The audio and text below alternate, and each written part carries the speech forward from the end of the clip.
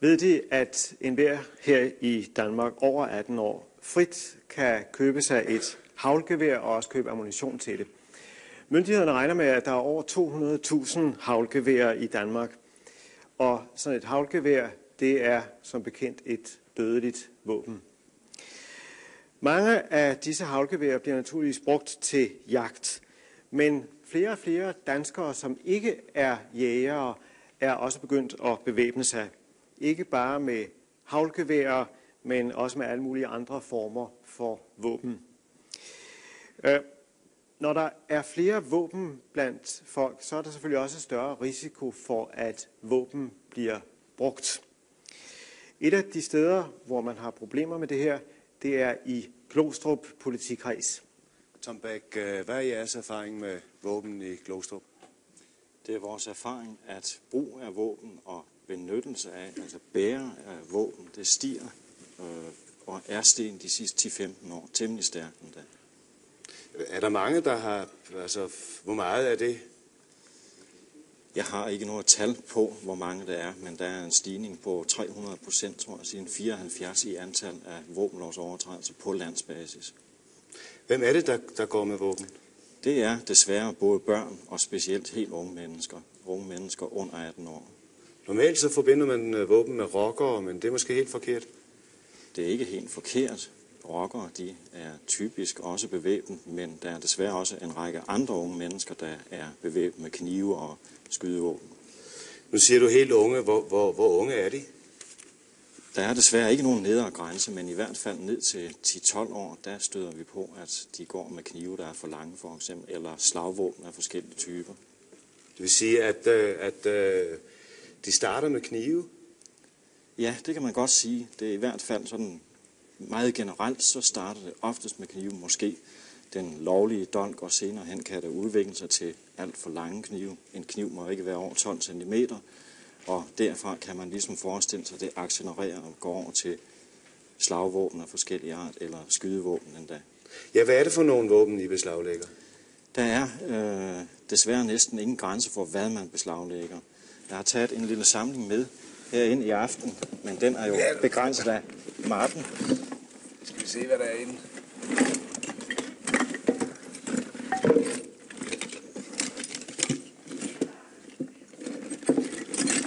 Så kan vi gøre.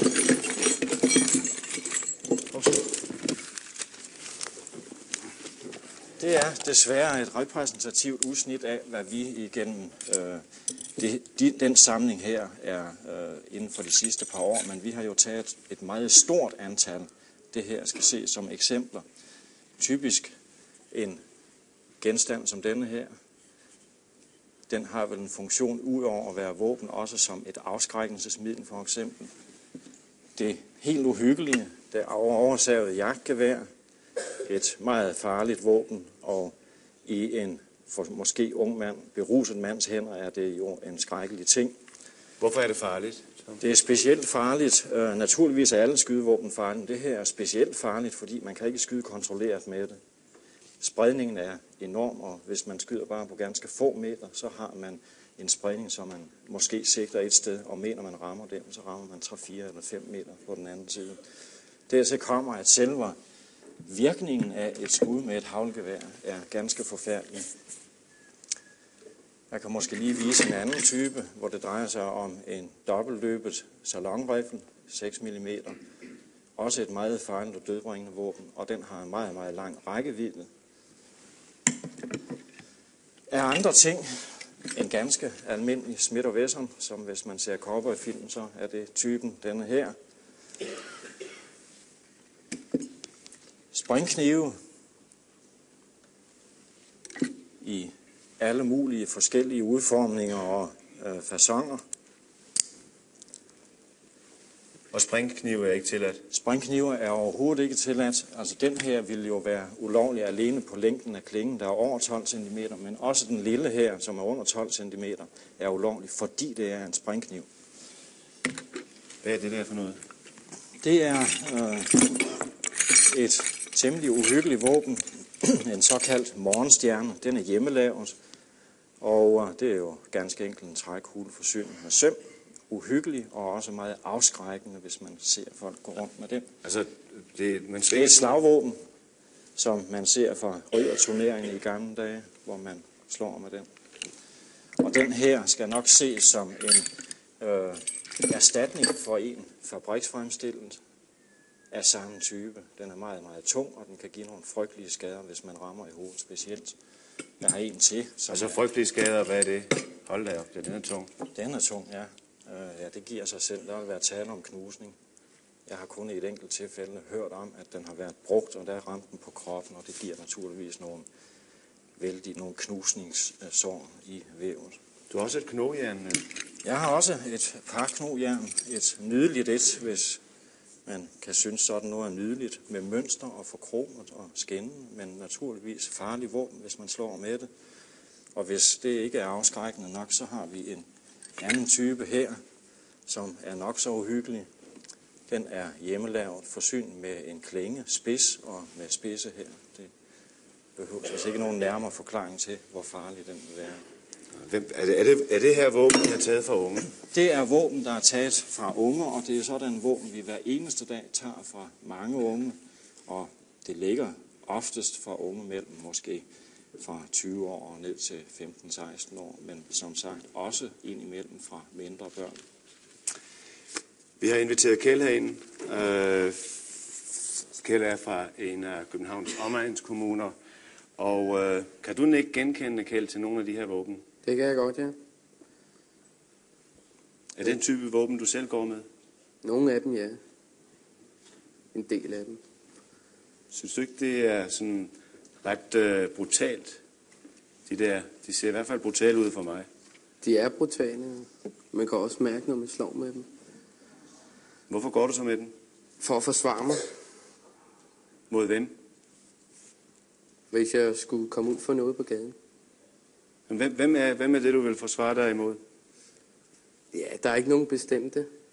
Det er bare, hvis der skulle komme en flok, vil banke mig ned med et eller andet, så er det meget rart at have et eller andet på sig, så kunne forsvare sig. Du er altså bange for andre, eller hvad er det? Jeg vil ikke sige, at jeg er bange, men det er meget rart at have det, hvis det skulle ske. Har du nogensinde brugt sådan et våben? Ja. Men det var ikke for. Ja, det var også for at forsvare mig, men det var mere i sådan en slags krig, vi havde.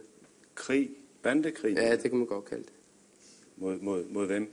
Ja, det var 2 unge grupper, der bare skulle op og slås. Så brugte vi altså nogle af de våben der. Hvad for nogen? Den her blandt andet. Er der nogen, der blev ramt med den? Det var der, ja. Hvad skete der? Ja, han fik jernrystelse. Andet skete der ikke.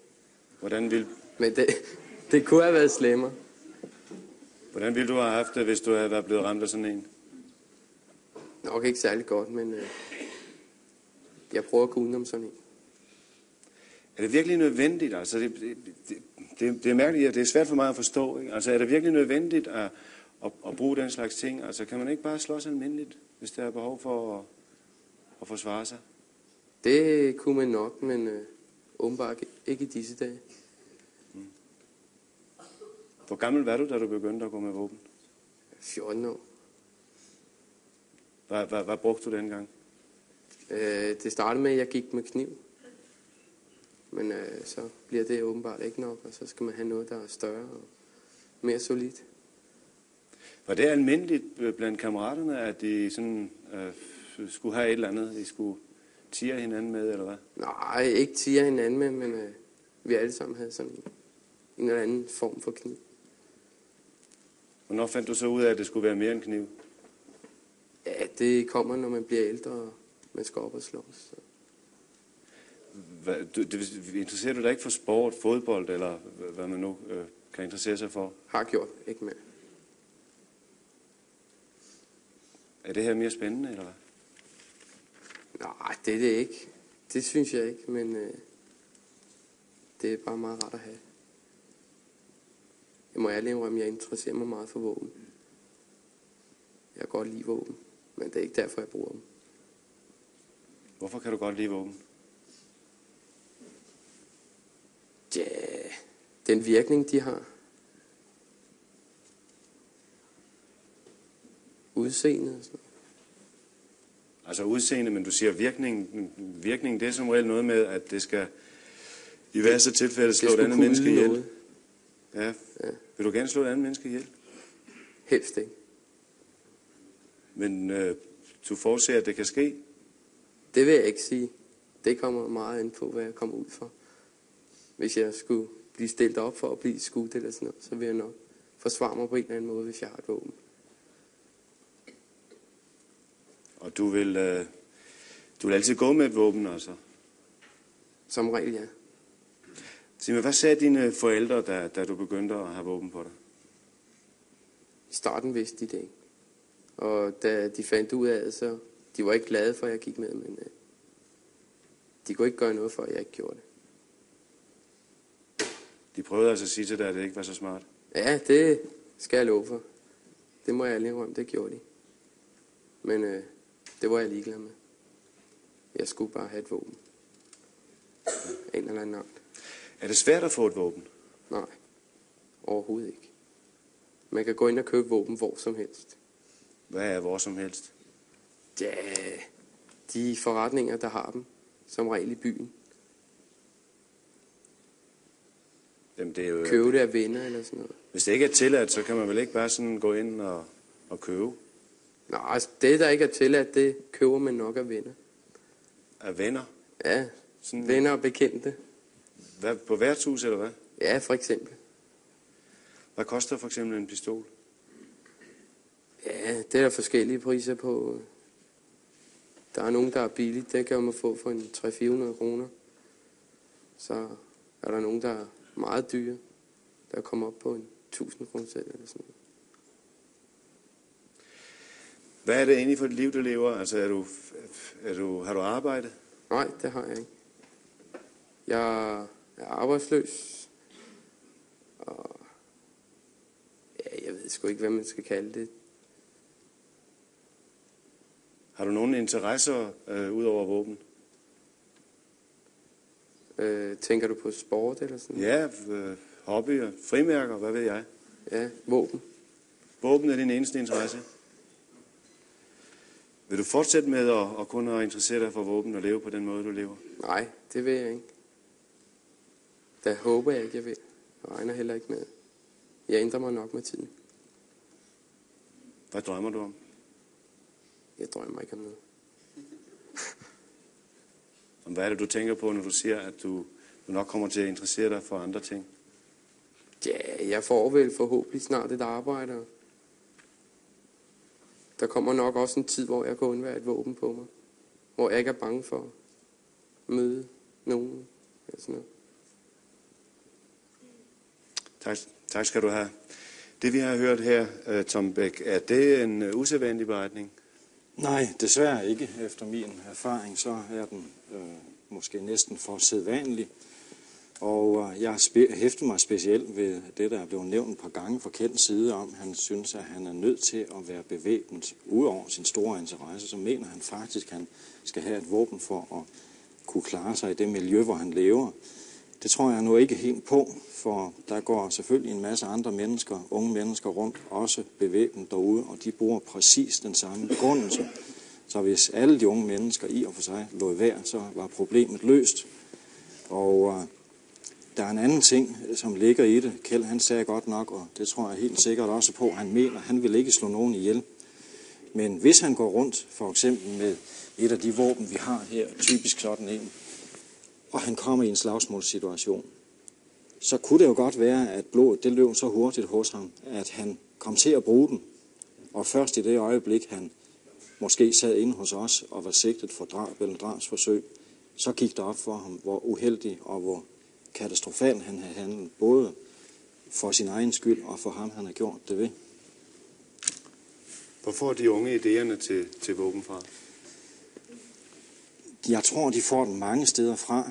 Jeg er bange for, at man også kan blive inspireret af de volds-, karate- og lignende film, som man viser og kan se i biografer, skrabe tegneserier og skrabe bøger, hvor man jo, specielt når det gælder filmene, kan vise en hel masse vold, som trods alt godt nok ser dramatisk ud, men som er klinisk. Et offer for eksempel et skud vist i fjernsyn, der ser man godt nok den pågældende dør osv., men man ser jo ikke så skrækkeligt, som virkeligheden den er. Jeg tror, hvis man var klar over, hvordan det sker i virkeligheden, hvordan det ser ud og virker, så tror jeg, man vil betænke sig noget mere. Jeg er bange for, at det nedbryder lidt, at man ser det på den kliniske måde. Hvad kan man gøre ved det her? Man kan gøre forskellige ting. Man kan jo gribe ind af lovgivningens vej, og det jeg ser mest hen til, det er, at man præventivt griber ind.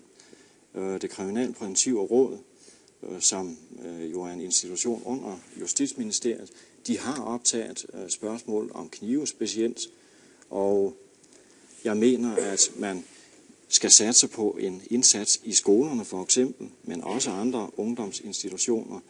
Det bør simpelthen være sådan, at man ikke lukker unge mennesker ind i en ungdomsklub, uanset om de er bevæbnet med lovlige eller ulovlige knive. Og jeg mener også, at man skal have indsatsen til at gælde forældrene for eksempel. Vi hørte Kjeld omtale sine forældre, de havde gjort noget, men trods alt ikke lige helt nok. Forældre med store drenge, som ser, at de skal i byen, for eksempel i biografen, hvis de har en kniv på sig, så bør de simpelthen af med kniven, før de tager i biografen, går tur på strøget, går i diskotek eller hvad det er. Skal de på skovtur eller fiskertur, skal de have deres kniv med, der har de behov for den, men ellers skal den væk. Og det er klart forældrenes pligt at sørge for det. Det skal de gøre af hensyn til deres børn og andres børn naturligvis. Hvad kan politiet gøre? Politiet kan jo deltage i det kriminalpræventive arbejde, som vi også gør det i skolerne. Vi arbejder for eksempel meget med narko og har gjort i et par år, og der mener jeg udmærket, at man kan tage spørgsmål som dette her med bevæbningen med som en lille del og påvirke der. Jeg mener også, at man skal påvirke ikke blot børnene, men også lærerne og pædagoger osv., som har børnene inde på livet. De bør gribe ind over for de børn, der går bevæbnet med det ene eller det andet, sætte sig i forbindelse med forældre osv., sådan så man kan få dem afvæbnet, før det går galt. Og de nye unge generationer, de må ikke få de samme tilbøjeligheder, når de bliver unge mennesker. Tak fordi I kom.